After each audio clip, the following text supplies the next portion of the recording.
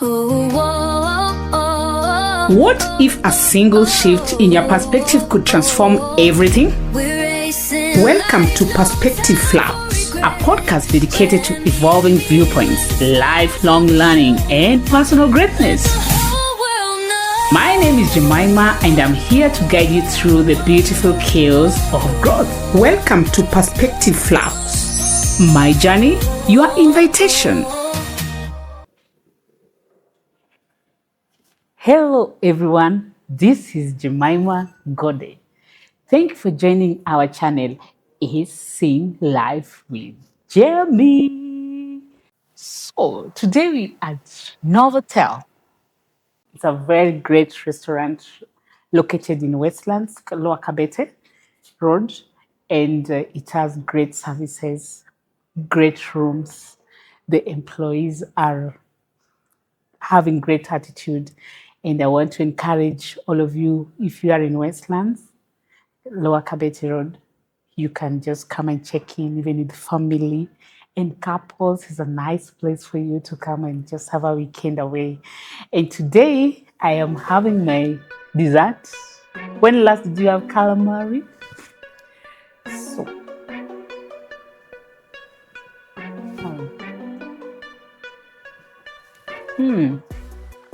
perfect.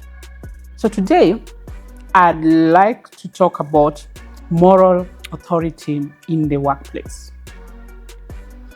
First of all, what is moral authority? Moral authority refers to the ethical influence and credibility that a person or organization possesses, which allows them to lead, guide, or inspire others based on principles of right and wrong. In the workplace, it encompasses several key aspects. One being ethical leadership, trust and respect. Number 3, influence and persuasion, role modeling, conflict resolution, long-term success.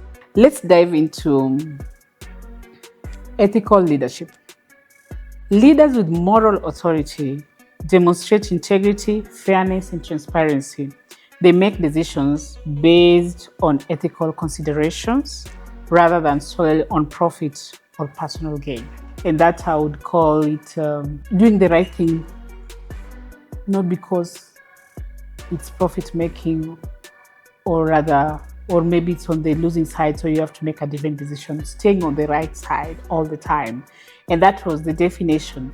And my personal definition in life for moral authority is the power or the space that a person has to correct or to speak or to guide on anything in life, is simply because they are always on the right side and they do the right thing all the time.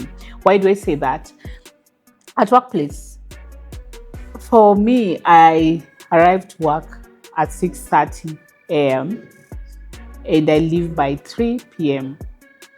And that's an arrangement I had with my manager, even at my recruitment level, and we agreed on that. It works for me so that I can also avoid and beat the traffic, and also the nature of my job also can help me go around it that way. But why am I talking about that? I'm talking about that because I keep time. And if I'm late, I communicate about it. And I communicate that I'll be late because of ABCD, or I'll be late by whatever minutes.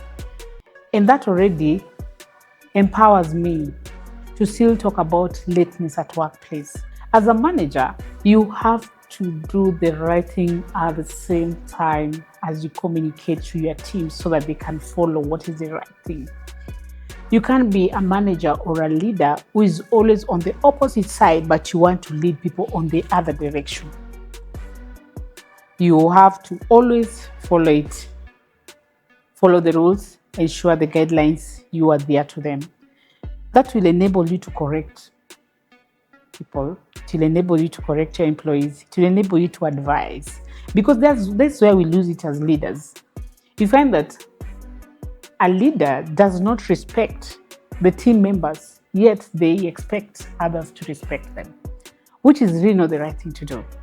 So how do you have moral authority to speak about respect when you lack it? Because it should be even from the lower cadre to the executive level. So that is something that needs to be also worked on, and that's really my definition of moral authority. If you're going to talk about performance to your team members, what are you doing as a leader? How are you supporting your team members? Right?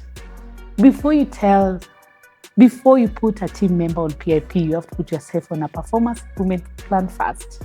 There's no way as a leader, your team members can be on a PIP and yourself not. It starts with you.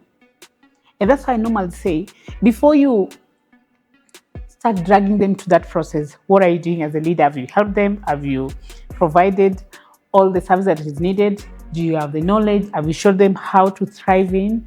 Have you supported them? Have you showed up even at their difficult levels, different situations? Have you understood them? What's your communication like? What needs to be improved? Have you also find out what they are going through in their life? How is their situation like? I would tell you something without a doubt, that for me, all my team members, I know what is happening in their lives simply because I've created that space. And I have the moral authority to ask when things are not right. So how do you create that yourself as an authority? How do you create that as an individual? That is something that needs to be worked on. And that's why Acing Life with Jemmie is having those options of whereby there's coaching, there's mentorship, and also we have practical lessons where we take managers through on the way to lead well and lead with grace, more grace, because it is difficult. Everyone is facing different things. So that's very important. And if I might just go back to the key aspects, we have the ethical leadership. So leaders with moral authority will always have the power to encourage, to advise, simply because they're on the right side. And very quickly, as we move to the trust and respect, individuals who exhibit trust and respect normally have the moral authority to stand before the employees, all the people, and talk about anything, and they'll be respected. This trust, it fosters a positive work environment where employees feel safe and valued as well, because you cannot stand and speak about things that you yourself, you're not even sure about as a leader. So that is very important. If we move to the influence and persuasion, moral authority allows individuals to influence others' behaviors and attitudes. They can encourage ethical practices and promote a culture of accountability. So as a leader, remember, this world is full of changes and we have to manage change. You must have the moral authority to persuade and to influence the change champions. How are you going to communicate to your team members about the change that are yet to happen? Then there's conflict resolution. In situations of conflict, individuals with moral authority can mediate effectively. I think that's very obvious, or rather, it's obvious to me. I'm sorry, but you can't have conflict resolution when you have the person who is conflicting so much around the area, in the offices, walking everywhere, and you're speaking negative things, and then you come to a conflict resolution table. I think the employees will feel like their feelings are being hurt somewhere, and there'll be no trust, and of course that they'll not feel the value. And then long-term success. Companies that operate with moral authority tend to have better employees retention, customer loyalty, and overall reputation, leading to long-term success. So these are very important aspects that you have to look for. And if I may repeat, that is ethical leadership, trust and respect, role modeling that I didn't talk about. For role modeling, the moral authority often serves as a role model. Their actions align with their values, and that's what I was talking about, performance, talking about coming to work late, right? So you have to be an A leader, A+ leader, before you can encourage your team members to also deliver. So in summary, I would like just to say that moral authority in workplace is about leading with integrity, fostering trust, and promoting ethical behavior among colleagues. I think I'll leave it up to that, and I want to encourage everyone to also share with us what you think can be done, or how then do you also lead your people, or how do you resonate with this as well, because it is very important that as a leader you have to look what you are speaking about. You must be in the same line with the people you are speaking to, or the team that you'd like to influence, or the change that you'd like to manage. You have to have moral authority. And if I may move away from what the books are talking about and go to my life experience as a person, I think what I enjoy most at workplace is having that moral authority and correcting that which is wrong, and advising on the way to go, because simply I try to adhere to all the rules and the guidelines, and I speak what needs to be shared and how it's supposed to be, and being very straightforward is the key.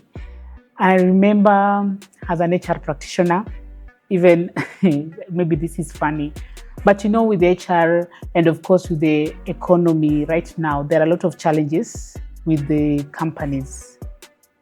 And you find that those who are facing pay cuts, there are those who are going through the redundancies, and sometimes you might find that the managers run away from that and leave it as the HR matter, so that they are not judged as the people who are making the decision. And remember, when there's redundancy, there's any other situation that is touching on the employee, the line manager must be involved, must be informed, and must also give his or her perspective. So when you find that as a leader, you don't take the responsibility or the liability that comes with it, when you stand a chance to speak to the same employees in the next time or a different situation, you shall have lost the trust. Because then, remember that even if a company is facing a pay cut or redundancies, it's not your fault. It is a situation. So you have to come up as a team and make sure that this happens, and you have to speak the same language. I remember a few years ago when we had some employees with disciplinary matters, and you find that the manager tries to run away from it, and they leave it for the HR and say, that now the way they go and talk besides with the other employee who's affected, and say, that is the HR matter, it's the HR decision. No, you need to speak to your people, tell them the truth, that what you're doing is not right. And because of that, these are the repercussions. And from there, you really celebrate life, because then you are true to yourself, true to the people, and you have nothing to regret about. I had a fantastic boss who used to encourage me on one thing. And this is something he told me, and I don't know that he remembers it. And it has always carried me through to date.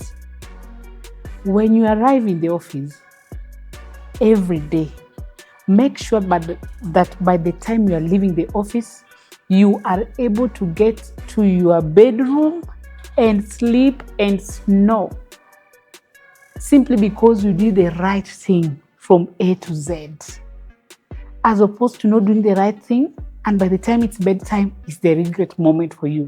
Start looking on the ceiling board and you're like, oh my God, what did I do? Oh my God, how did I answer that question? So that is something that I work on, like reading a page using a toothpick. I follow it to the letter.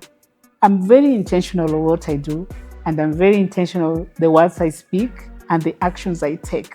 I must make sure they are the right things I am doing. Some of the decisions might not be right, might not be so good to everyone, or might not favor everyone, but they are decisions that must be made. But the how matters. Just remember, you are the creator of your own results. Thank you very much, and God bless you. Kindly remember to subscribe, like, and share, and press that notification bell so that you are able to know when we have uploaded other videos. Thank you very much. And to Novotel, thank you very much for this beautiful space. As you can see, the ambience is perfect, and I've really enjoyed myself. Thank you very much. God bless you. Remember, growth doesn't happen in comfort.